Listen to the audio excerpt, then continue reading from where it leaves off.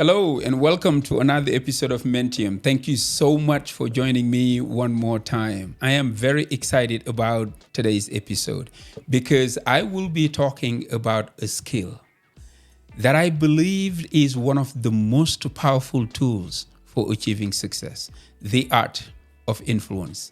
Whether you are trying to lead a team, sell a product, or simply building better relationships, mastering the ability to influence others is key. You see, influence is not about manipulation or using force.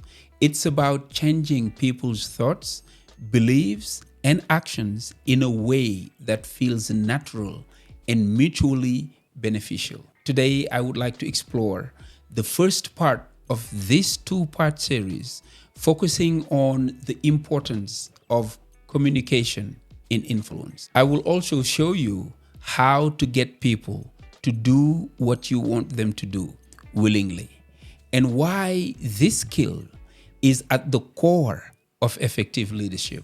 Let's dive in. Let's start with a fundamental truth. Communication is the bedrock of influence.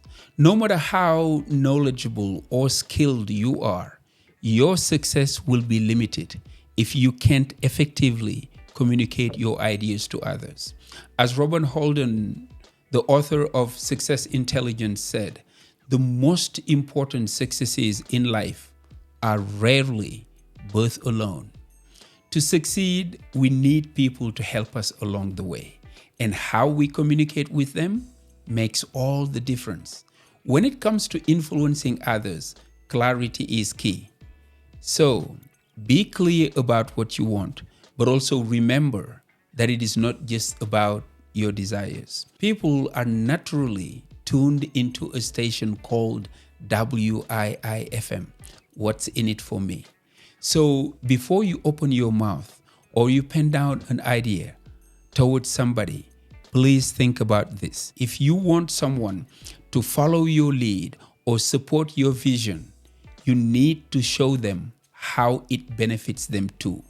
In other words, you need to be able to make them see where they fit in the bigger picture. It's all about creating a win-win situation where both parties feel valued and understood.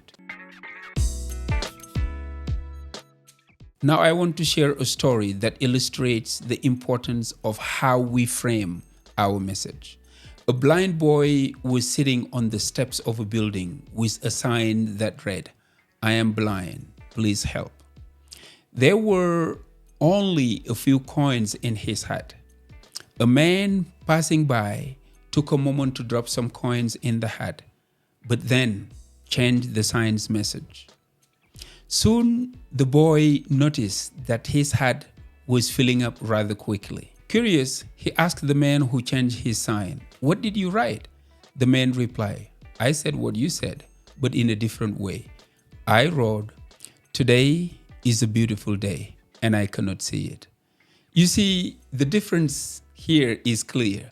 The first sign focused solely on the boy's condition, appealing for sympathy. The second sign, however, made people reflect on their own blessings, the blessing of being able to see in a beautiful day. And this message created a deeper emotional connection. It wasn't just what was said, but how it was said that made the difference. This story teaches us that when we communicate, we should always consider the perspective of our audience and connect our message to something meaningful for them. Now that we've established the importance of effective communication, let's talk about persuasion. Influence often hinges on our ability to persuade others, not through force, but by making them want to do what we want them to do. This is what's known as soft power.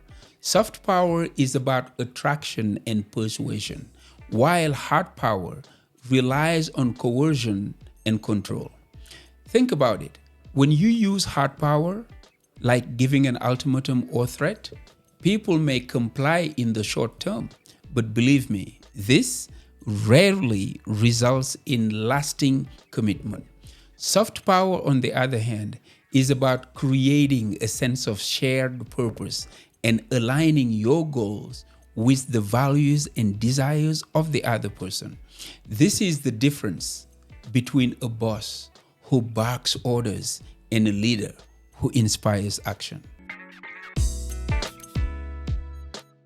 Influence is something we all understand instinctively from a young age. Looking back to our childhood or even just observing children, we quickly realize that influencing others used to be second nature to all of us. When they are hungry, babies cry to influence their parents to stop everything they're doing and come feed them.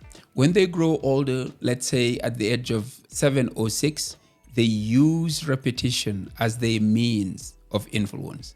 Whether they want a new gadget or anything else, they will wear you out by repeating the same request over and over and over again until you get it for them. Sometimes just to gain your sanity back. But they're also capable of using other clever means of influence. Let me share a quick story about a little boy who demonstrated this perfectly. A father and his 2.5-year-old son were taking a walk after a heavy dinner. When they walked about a block and a half, the boy felt tired and stopped, looked up at his father with a smile and said, "Daddy," then hesitated. His father responded, "Yes." The boy paused for a second or two and continued, "If you say please, I will let you carry me." In that moment, the child wasn't just asking for something. He was using a clever form of influence. He offered his father a way to feel like he was making a polite request rather than giving in to a demand. This playful but effective tactic shows that influence isn't about power. It's about framing things in a way that appeals to the other person's perspective. The art of influence also involves understanding what drives human behavior. According to Tony Robbins, every action we take is motivated by one or two forces: the desire to avoid pain or the desire to gain pleasure. These twin forces are at the heart of every decision we make, whether we realize it or not. For example, when you are preparing for a business meeting, you might have two motivations. You want to look professional to boost your confidence, or you want to avoid the negative judgment of others if you appear unprofessional. Which one is pain? Which one is pleasure? I'll let you figure out. When you are trying to influence someone, consider what they associate with pain and pleasure. By aligning your request with their desire to gain pleasure or avoid discomfort, you can craft a more persuasive message.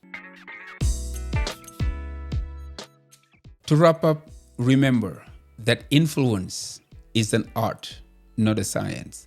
It's about connecting with people on an emotional level, understanding their motivations, and communicating in a way that resonates with them. Whether you are trying to lead a team, close a sale, or build a meaningful relationship, mastering the art of influence can make all the difference for you. In the next episode, I will dive deeper into the different aspects of influence, including the power of storytelling and how to use both soft and hard power effectively. I hope you found value in today's episode. And I encourage you to start thinking about how you can refine your communication and persuasion skills in your daily interactions. Thank you for joining me on Mentium. If you enjoy this episode, please subscribe, leave a review, and share it with someone who could benefit from learning about the art of influence. Until next time, keep striving to make an impact with your words and action. But don't forget to take care of yourself and your loved ones. I am Majama, and this is Mentium. Peace.